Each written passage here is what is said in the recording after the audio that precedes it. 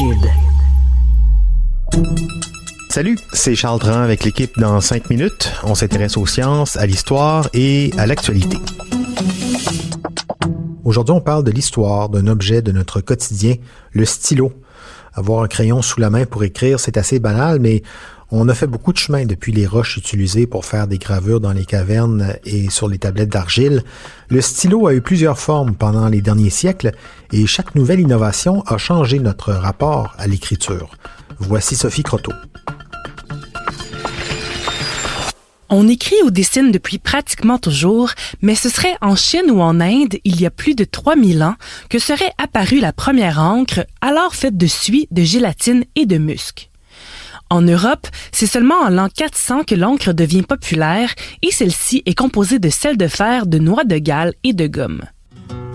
Partout dans l'Antiquité, on retrouve aussi certaines formes de papier, que ce soit du parchemin ou du papyrus.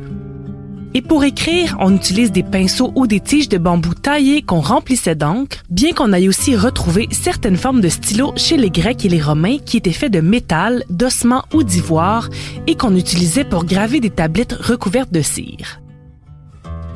On sait aussi que les plumes étaient d'usage dès l'an 700, même si elles étaient possiblement utilisées bien avant. On en trouvait de toutes les variétés selon l'oiseau desquels elles provenaient et on dit que les plus durables étaient celles qui venaient du bout de l'aile gauche d'oiseaux vivants, entre autres parce que leur courbe épousait mieux la main des droitiers. Elles sont l'outil d'écriture de choix en Europe pendant plus d'un millénaire, bien qu'elles demandent beaucoup d'entretien et qu'elles aient une durée de vie limitée. Non seulement on doit constamment les tremper pour écrire, mais on doit aussi les aiguiser jusqu'à ce qu'elles ne soient plus utilisables. C'est en 1828 que le Britannique John Michell commercialise les premiers stylos-plumes en métal qui utilisent le même principe que les plumes, mais avec une pointe en métal trouée et fondue au centre, qui permet plus de flexibilité lorsqu'on écrit. À une époque où l'éducation est enfin accessible à toutes les classes, on accueille à bras ouverts cette nouvelle invention qui est bien plus accessible que les plumes parce qu'elle est moins coûteuse et facile à produire industriellement. 50 ans plus tard, en 1884, l'Américain L.E. Waterman vend le premier stylo fontaine qui contient un réservoir d'encre et qui évite donc d'avoir à continuellement tremper le stylo. Inspiré par l'idée du réservoir d'encre, l'Américain John H. Loud invente quelques années plus tard le premier stylo à billes. Malheureusement, il ne peut être utilisé que sur du bois ou du cuir car il est trop rugueux pour du papier, en plus de constamment couler et il tombe donc dans l'oubli. Il faut attendre les années 30 pour qu'un certain journaliste du nom de Laszlo Biro développe un stylo à billes fonctionnel qui utilise une encre spécialement conçue pour sécher plus rapidement. Comme il fonctionne dans toutes sortes de conditions, que ce soit en haute altitude ou sous la pluie, il devient le stylo de choix des soldats et surtout des pilotes pendant la Seconde Guerre mondiale.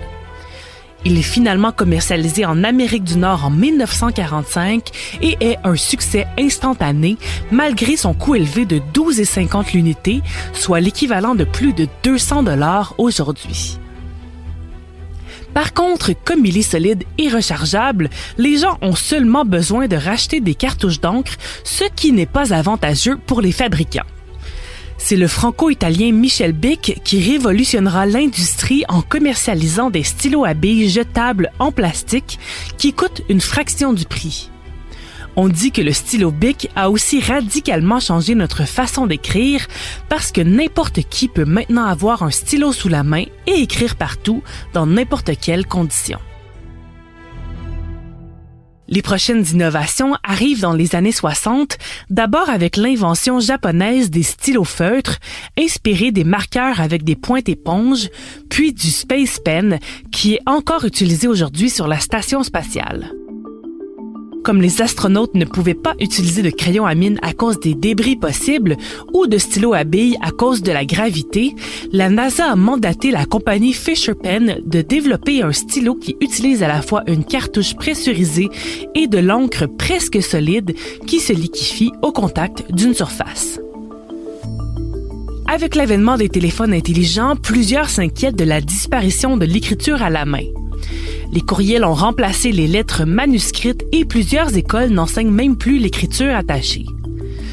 Toutefois, les stylos jetables créent aussi des quantités énormes de déchets non recyclables et c'est donc possiblement un pas dans la bonne direction de considérer des options moins polluantes.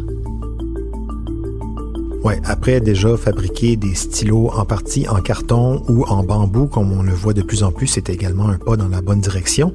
L'écriture à la main, ça reste un geste magique et une manière de conserver un peu de motricité fine dans les mains. Les écrans, les commandes vocales, c'est bien, mais ça remplace pas non plus l'empreinte graphique personnelle à chacun qu'on couche sur le papier avec un crayon ou un stylo. Merci Sophie Croteau, c'était en 5 minutes.